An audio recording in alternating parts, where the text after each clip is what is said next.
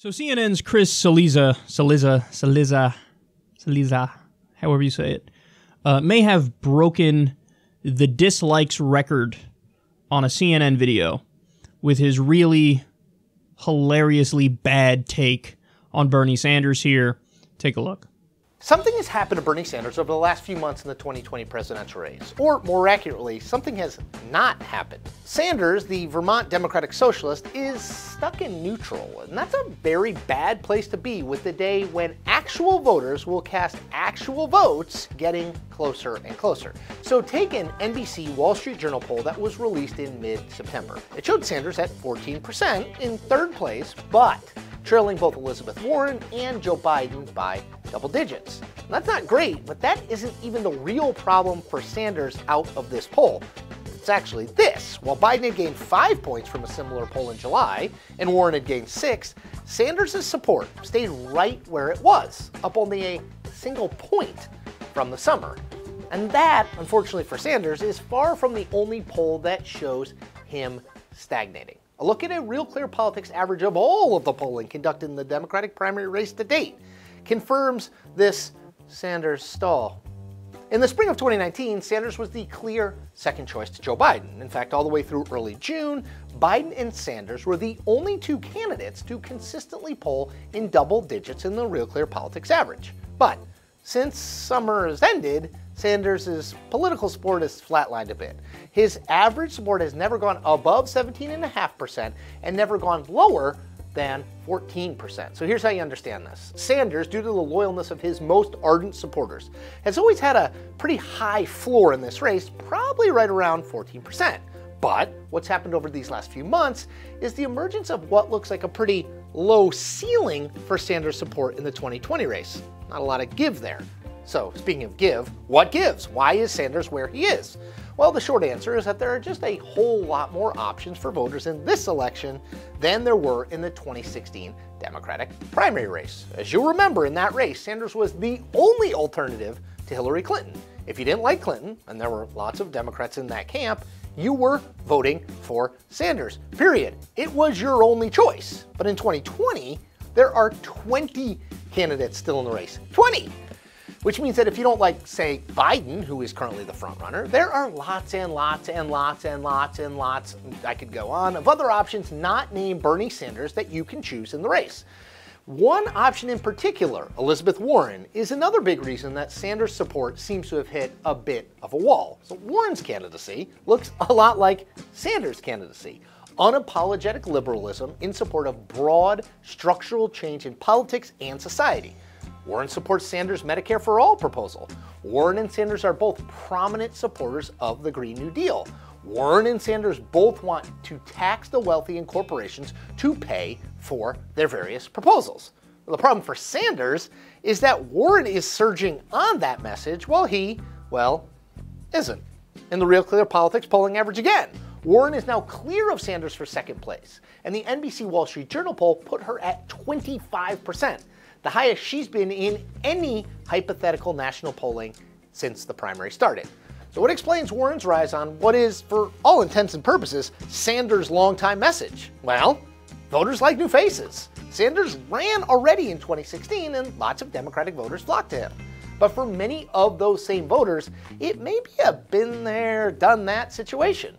Warren is, in their minds, Bernie 2.0. The same proposals in a more voter-friendly and electable package. And that gets at the more fundamental problem here for Sanders. The people who love him exactly because he doesn't care about how he looks, perennially unkempt, or what he sounds like, very, very shouty. Those traits make him authentic and different to them. But those same Sandersian traits may be the thing that is keeping him from growing his support in the race in any meaningful and statistically significant way. So if you're a Democrat and you are relentlessly focused on nominating someone who can beat Donald Trump in November 2020, and all polling I've seen suggests that is the dominant motivation for a majority of Democratic voters, then Sanders' profile may keep you from jumping on board his campaign.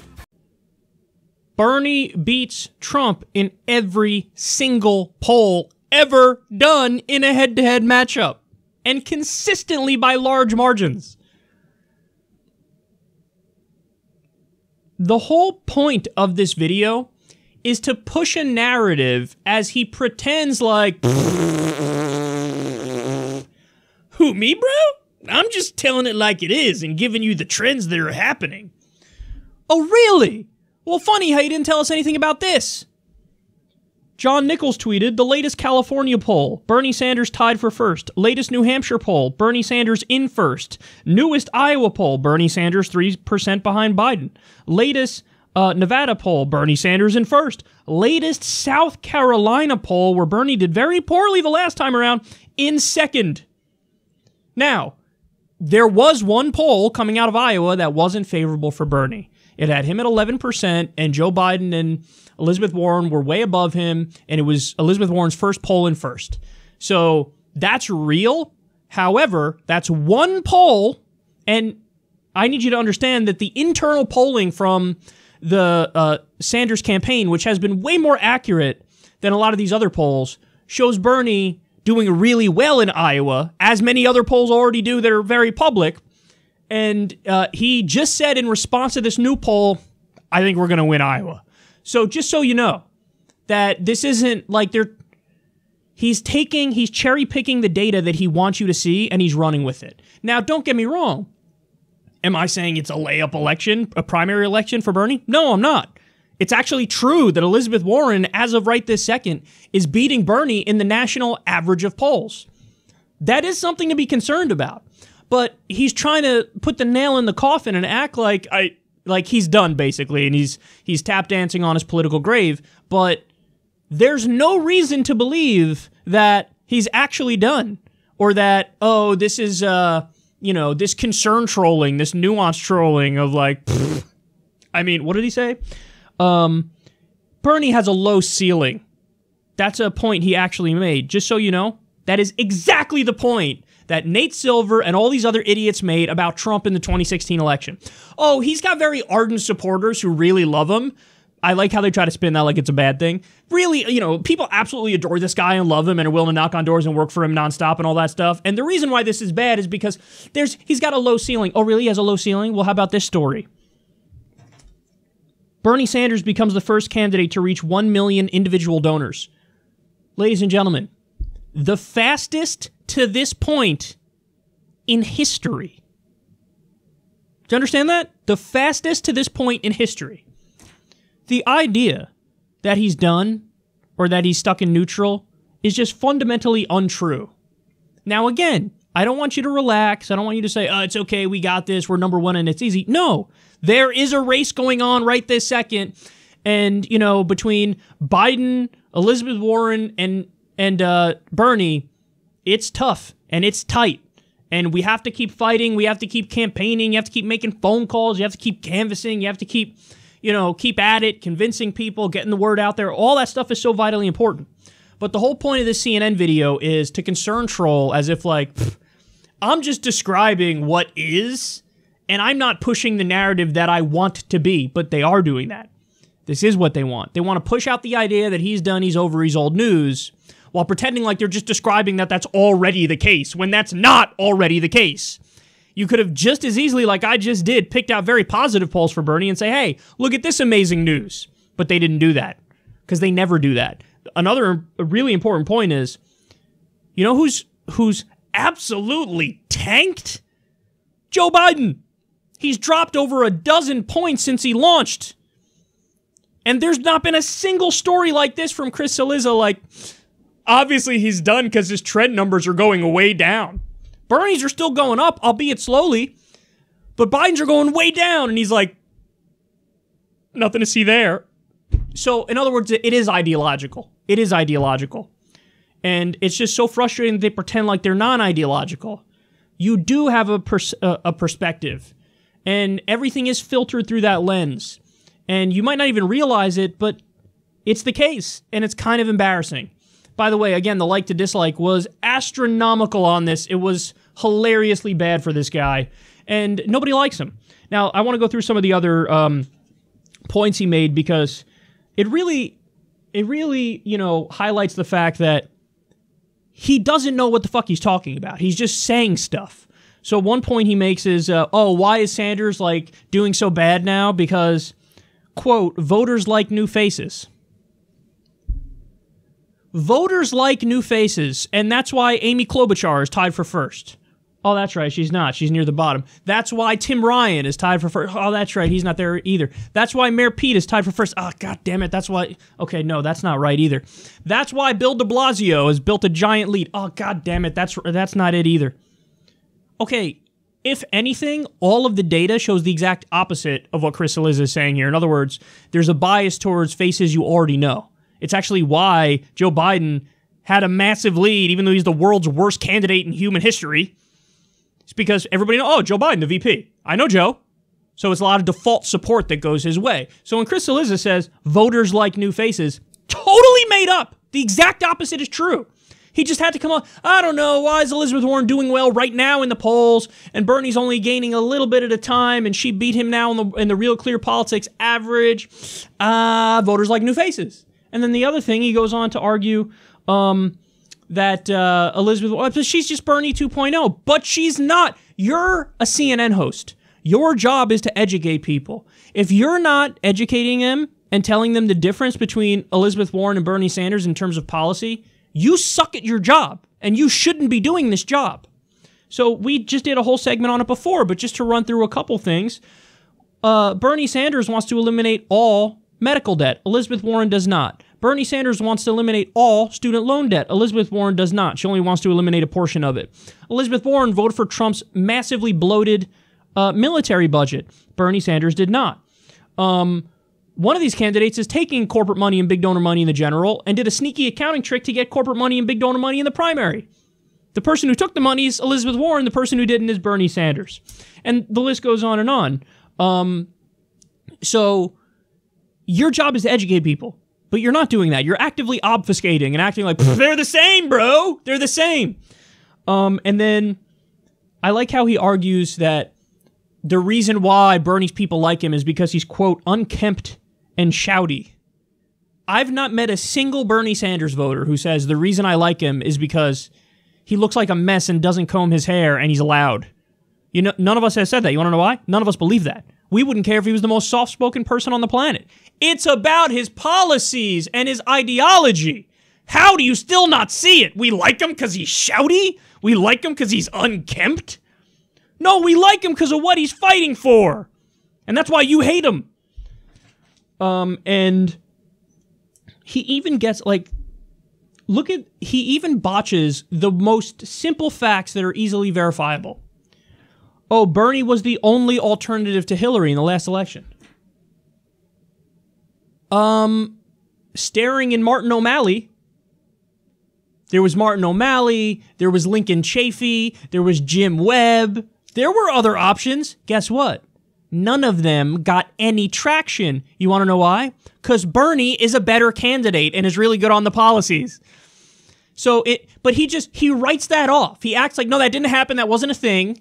On paper, who should have been, who should have gone further? Martin O'Malley or Bernie Sanders? According to Chris Cillizza's shitty playbook in his own mind. Answer, Martin O'Malley. Look at him. He's young, he's good looking, he talks like a politician, he's really smooth. What are you talking about? He's a great speaker. Martin O'Malley, sure, Martin O'Malley. The dude got like negative 24%. He did an event, I think we covered a story where he did an event and one person showed up. But he didn't go anywhere. Why? Because he's not offering people anything. Bernie Sanders is. But he just writes all that off because it makes Bernie look good when you say, oh my God, he went from 0% to 47% of the vote and almost knocking out a candidate that had a political dynasty and the entire backing of the Democratic establishment. He can't give him credit where credit's due, so what does he do? He acts like, well, it was only, if you didn't like Hillary, it was only Bernie. That's the only option. He acted like, well, it was support he was going to get anyway, and it's no big... No, he busted his ass to get that support, and if it wasn't for the shenanigans of the party managers, you may have won. Because we know what happened with the DNC. They were an arm of the Hillary campaign. That's been proven. Donna Brazile even said it. She admitted it. So everything is downplay Bernie. Everything is obfuscate and deflect and painted in the most negative light, and that's why this video is like 95% disliked. I mean... one of the things I've come to believe that I didn't necessarily believe before is that all of the coverage that you're going to see in mainstream outlets on polling, it's actually very cynical. And here's why. They're not just trying to give you, oh, here's a snapshot of what is. That's not what they're trying to do. That's what polls are at their, at their highest aspiration is, oh, this is just what's going on right this second, and that's it. What they do is they read into the numbers whatever they want to be the case. And then they push that narrative as if they're just calling balls and strikes. Who, me? No, I'm just calling balls and strikes, and Bernie's done. He's stuck in neutral. He's not going anywhere. It's over. Wrap it up. Go home. We're done here. So the whole point is to read into the numbers the narrative you want to read into the numbers and then run with it. And then try to convince everybody, like, it's trying to get people to give up on the idea of Bernie. To act like, move along here. You had your moment and it's over. And shut the fuck up. You're not going to go anywhere. Stuck in neutral, not doing anything. Here's why. And he's pushing a narrative as he pretends like he's just describing what is. And that is deeply disingenuous. And I hate it. And I've noticed this a lot now. With all the polling coverage, it's not just, here's a snapshot of what's happening at this very moment. It's, oh, here's the snapshot, and here's how you interpret it. And the way you interpret it is going to back up the narrative I want you to believe. And this just happened with Nate Silver got piled on just yesterday because he tweeted something like, I'm not sure Bernie should get credit for his incredibly diverse, swath of supporters because a lot of white liberals left his campaign, and what's left now is the residue of who remains. So in other words, all of those cries in the last election, Bernie Sanders doesn't have a diverse following, it's too white. It's too white a following, it's not diverse enough. Well, this time around, the most diverse following. By far, the most diverse following. And they go, oh, that doesn't count, that doesn't matter. Why? Well, the white voters. Where are the white voters? Last time he had the white voters, you were like, why do you have the white voters? We need people of color. Now he's got the people of color. Where are the whites? So they're never just describing what is. They're going to attack him no matter what. No matter what, they're going to attack him. No matter what, they're going to attack him. They'll find something. They'll find something. And again, referring to diverse voters as residue. Yeah, oh, Twitter had fun with that one. Twitter had fun with that one. Oh, my goodness. Shit. Just so you know, there's like a zillion candidates in this race. So maybe the reason why Bernie Sanders right now is hovering around like 14%, 15% in terms of the average is because there's so many candidates in the race. And it's also really early on. So of course he wasn't going to immediately get 47% of the vote like he did last time. There were 4 options last time, or 5 options, and this time around there's like 20.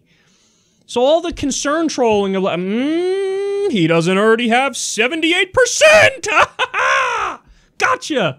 They're such hacks. They're such hacks. How can it be that CNN with a budget of $1 quadrillion does a shittier show than me?